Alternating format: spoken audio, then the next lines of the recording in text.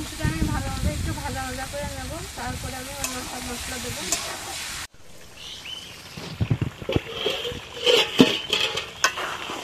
আমি মাংসটা লাভিয়ে ফেললাম।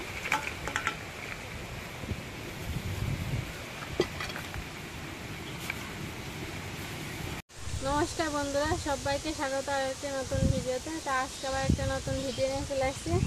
এই যে আজকে দেখুন হাতে একটু মেঘলা মেঘলা ভাব, তা ঠান্ডাও পড়ছে, বাতাস হচ্ছে, তাই এর মধ্যে এই যে আমরা নিয়ে চলে আসছি পাতি হাঁসের মাংস। এই হাঁসটা খেতে অনেক ভালো লাগে, তা আজকে আমরা এইটাই রান্না করব আর আপনাদের সাথেও শেয়ার করব। আর সাথে থাকছে শুটকি দিয়ে একটা নতুন রেসিপি, আপনারা দেখতে থাকুন। আমরা এই হাঁসটা এখন কেটে নিয়ে আপনাদের সাথে দেখা যাচ্ছে।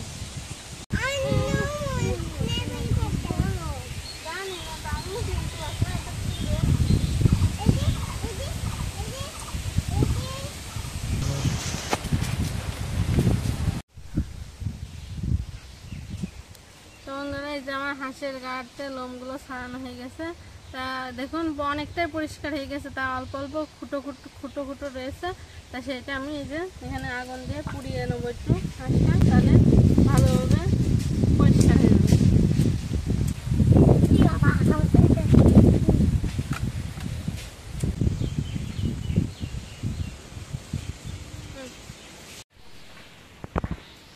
প্রচুর পরিমাণে মেঘ হয়েছে, আমাদের এখনো হইল না মাংস। বিড়াল দেখো।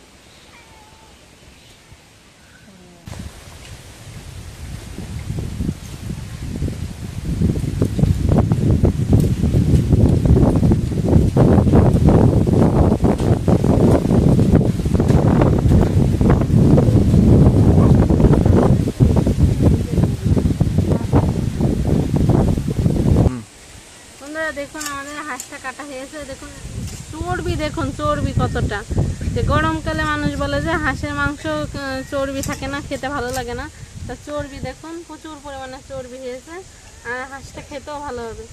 এই দেখুন, এই যে কাটছে আমার কাকি।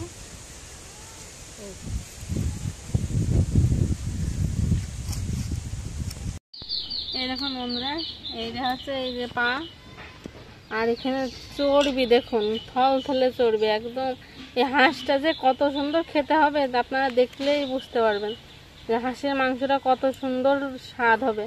আর রানলে পরে তো মানে তেল আপনার দেওয়াই লাগবে না। আর মাংসটা দেখুন একদম ব্রাউন কালারের মাংস, খাসির মাংসের মতন, আর চর্বিটাও খাসির মাংসের মতন। এই গরমের ভিতরে যে হাঁসের মাংস এত সুন্দর হবে কল্পনাও করতে পারিনি। কাটা অর্ধেক প্রায় হয়ে গেছে। দেখুন কতটা, একটা হাঁসে কতটা মাংস, এখানে প্রায় 1 কেজির বেশি মাংস হয়ে গেছে। তো বন্ধুরা, এই যে দেখুন মাংসটা আমাদের কাটা হয়ে গেছে, আর দেখুন কি সুন্দর তেল, আর একটা হাঁসে এতখানি মাংস মানে হাঁসে এখনকার সময় হয় না, কিন্তু এই হাঁসটা সত্যি খুব ভালো, আর একদম চর্বিতে থলথল করছে। তা আপনারা তো দেখলেনই। তা চলুন আমরা এটা ধুয়ে নিয়ে এসে রান্না শুরু করি। তা আমাদের সাথে থাকুন, আমরা এখন এটা ধুয়ে নিয়ে আসি। বন্ধুরা, এই যে দেখালাম তো মাংসটা কাটাই, যে আমি ধুয়ে নিয়ে চলে আসছি মাংসটা। তা চলুন আমরা এখন মাংসটা রান্না করি।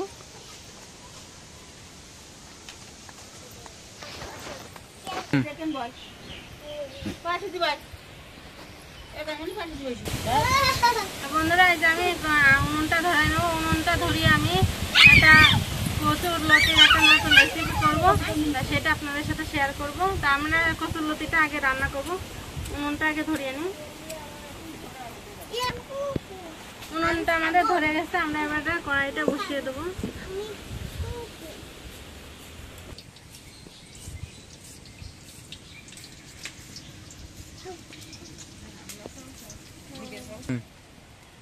কচুরলতিটা রান্না করবো, যেন আমরা সর্ষের তেল দিয়ে দিলাম। কচুরলতি রান্না করবো। কচুরলতিতে আমরা কালো জিরে ফোড়ন দেবো। এখানে পেঁয়াজ কুচি নিয়েছি, পেঁয়াজ কুচি দেবো।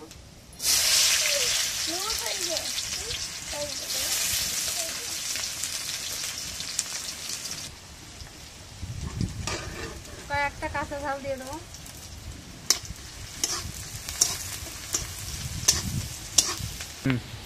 কচুরলতিটা আমরা শুটকি চিংড়ি দিয়ে রান্না করবো। এই যে শুটকি চিংড়িটা আমি গরম জল দিয়ে ভালো করে ধুয়ে আমরা 2-3 বার ভালো করে ধুয়ে নিয়ে আসি, তা সেটা আমি দিয়ে দেবো, দিয়ে একটু ভালোভাবে ভেজে নেবো।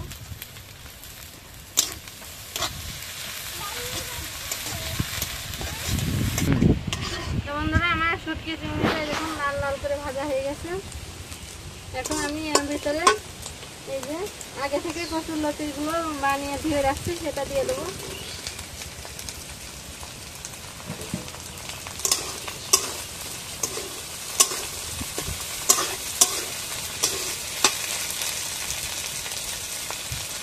দিয়ে দেবো পরিমাণ মতো লবণ,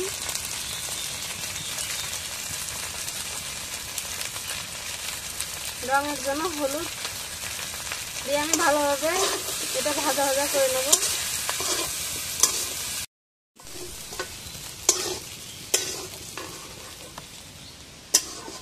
বন্ধুরা এই যে আমার কচুরলতিগুলো ভাজা প্রায় হয়ে গেছে। এখন আমি এই যে এখানে জিরে, সরষে আর 2টো কাঁচা ঝাল আর 1 কোয়া রসুন বেটে নিয়ে আসি, সেটা আমি এর মধ্যে দিয়ে দেবো, দিয়ে একটু নাড়াচাড়া করে নেবো।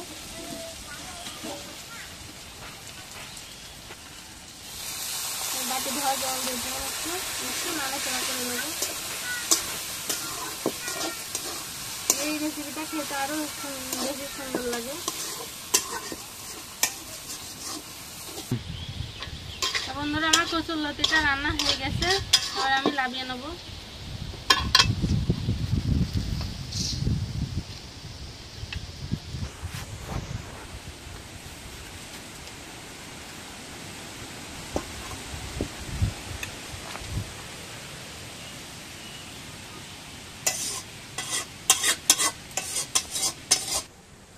তো বন্ধুরা কচুরলতি দিয়ে শুটকি মাছের রেসিপিটা এইভাবে রান্না করে খেয়ে দেখবেন, মানে 1 থালা ভাত আপনারা পুরোপুরি খেয়ে ফেলতে পারবেন।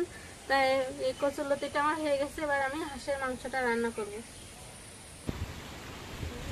বন্ধুরা এবার আমরা হাঁসের মাংসটা রান্না করব, তার জন্য আলু কটা ভাজবো, তার জন্য সরষের তেল দিয়ে দেবো। আলু কটা আমরা ভেজে নেব প্রথমে।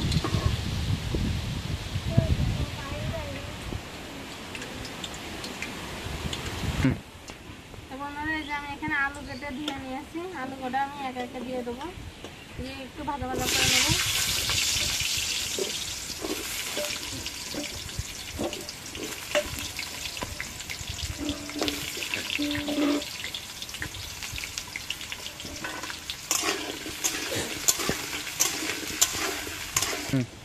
আলু ভাজাতে আমরা সামান্য লবণ আর হলুদ দেবো, দিয়ে আমরা আলু কটা ভালোভাবে ভেজে নেব।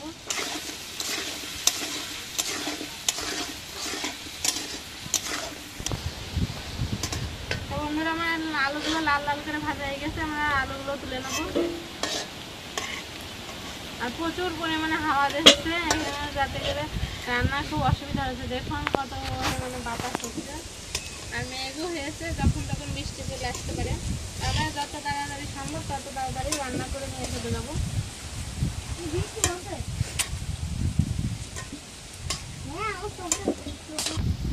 বন্ধুরা আলু ভাজার তেলে আমরা তেলটা দিয়ে দেবো, সরিষার তেল দিয়ে আমরা মাংসটা রান্না করব। আর মাংসটা এবার আমি একটু অন্য রকম করে রান্না করব, যাতে হাঁসের যে গ্যাসটা করে সেটা করবে না। তা আপনারা দেখতে থাকুন। মাংসটা আমরা ফোড়ন দিয়ে দেবো, 2টো তেজপাতা আর এই যে এলাচ আর দারচিনি আর জিরে আমরা ফোড়ন দিয়ে দিলাম। এবার তেলে আমরা কাঁচা ঝাল আর পেঁয়াজ কুচিটা দিয়ে দেবো, একটু বেশি পেঁয়াজ কুচি লাগবে।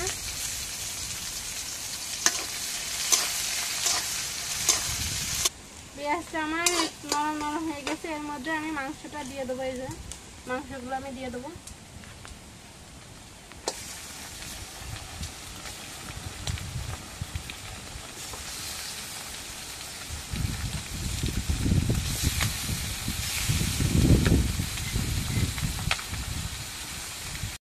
মাংসটা আমি ভালোভাবে একটু ভাজা ভাজা করে নেব, তারপরে আমি অন্য সব মশলা দেবো।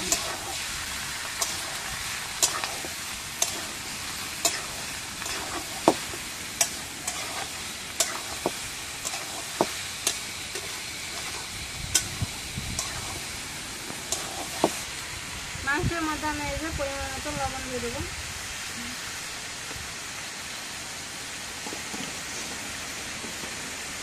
আর এই যে পরিমাণ মতো হলুদ দিয়ে আমি নাড়াচাড়া করে নেবো।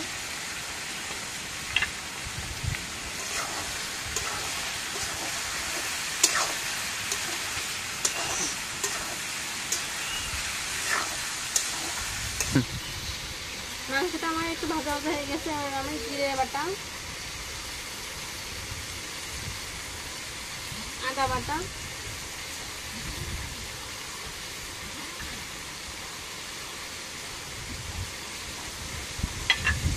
আর রসুন বাটাটা দিয়ে দেবো। দিয়ে মাংসটা ভালোভাবে কয়েক টুকরো রসুন, আস্ত রসুনও দিয়ে দেবো। আস্ত রসুনটা মাংসের মধ্যে দিলে অনেক সুন্দর লাগে। এবার আমি মাংসটা ভালোভাবে কষিয়ে নেব।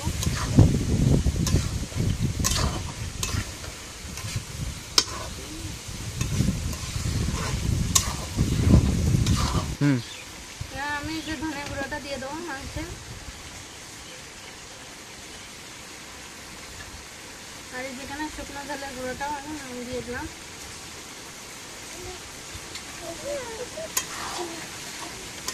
দিয়ে আমি সব মশলাগুলো ভালোভাবে মিক্স করে নেব।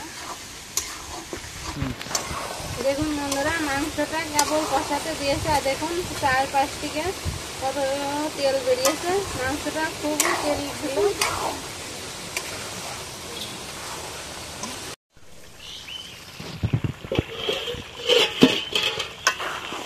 দেখুন বন্ধুরা কি সুন্দর কত পরিমাণ তেল বেরিয়েছে চারপাশে। আর মাংসটা আমি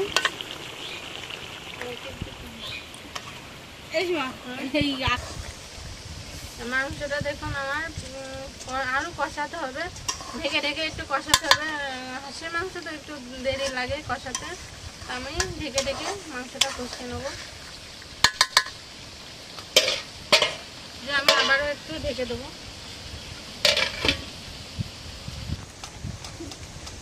তো বন্ধুরা একটুখানি আমি জল দেবো, দিয়ে নিয়ে আমি আবার কষাতে দেবো। অল্প একটু পরিমাণে জল দেবো, কারণ নিচেতে লেগে যেতে পারে এই সময়।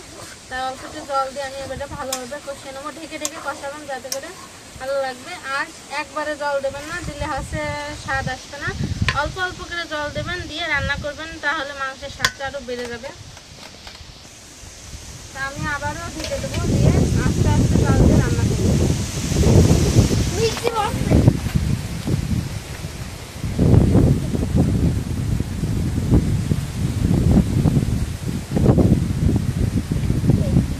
বন্ধুরা এই যে দেখুন আমার মেয়ে হচ্ছে খড়ি কুড়াই কুড়াই এনে দিচ্ছে আমার। Thank you. আর কুড়াতে হবে না তোমার। আচ্ছা পাতা বাবা।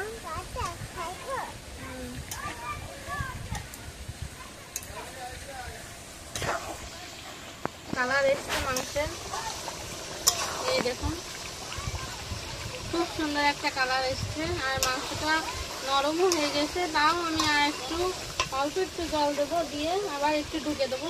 অল্প একটু জল দেবো, দিয়ে একটু নাড়াচাড়া করে আমি আবার ঢেকে দেবো।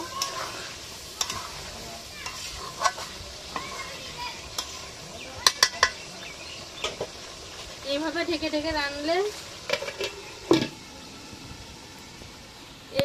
ঢেকে রানলে মাংসটা সিদ্ধও যেমন হয় তেমন খেতেও সুস্বাদু লাগে।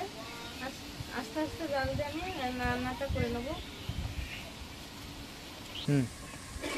বন্ধুরা আমরা ঢাকনাটা সরিয়ে দেখে নেবো মাংসটা কেমন রান্না হয়েছে। দেখুন মাংসটা খুব সুন্দরভাবে রান্না হচ্ছে। আর মাংসের তেল যা বেরিয়েছে, তেল আমি অল্প একটু দিয়েছি, কারণ মাংস প্রচুর পরিমাণে তেল হয়েছিল। তা তেল অল্প দিয়েছি, তাও দেখুন কত পরিমাণে তেল। এই দেখুন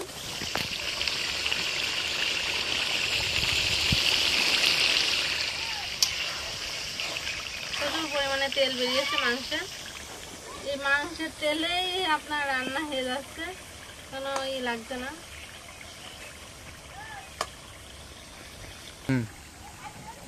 বন্ধুরা আমার কষানো প্রায় হয়ে গেছে।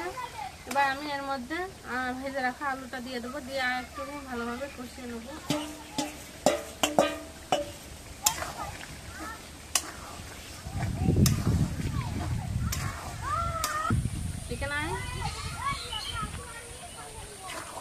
তো বন্ধুরা এই যে আমার মাংসটা ভালোভাবে কষানো হয়ে গেছে। মাংস দেখুন একদম গাঢ় ব্রাউন কালার হয়ে গেছে। ব্রাউন কালার মানে একদম ভালোভাবে কষায়ে লাল লাল লালের চেয়েও বেশি কালার হয়ে গেছে। এবার আমি জল দিয়ে দেবো, অল্প একটু জল দিয়ে দেবো, ঝোলের জন্য জল দিয়ে দিলাম।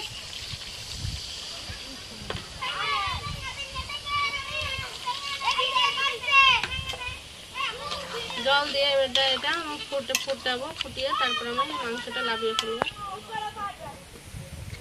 আরও কিছুক্ষণ আমরা জাল দিয়ে নেবো মাংসটা। তো বন্ধুরা এই যে আমার মাংসটা দেখুন কি সুন্দর কালার চলে আসছে, আর রান্নাটাও আমার প্রায় শেষ হয়ে গেছে। এবার আমি এলাচ আর দারচিনি লবঙ্গ বেটে রাখছিলাম সেটা দিয়ে দেবো।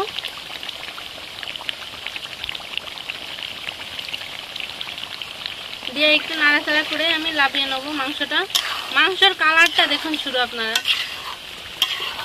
কালারটা কি সুন্দর আসছে। মাংসের কালারটা দেখেই মনে করবে খেতে ইচ্ছে করবে।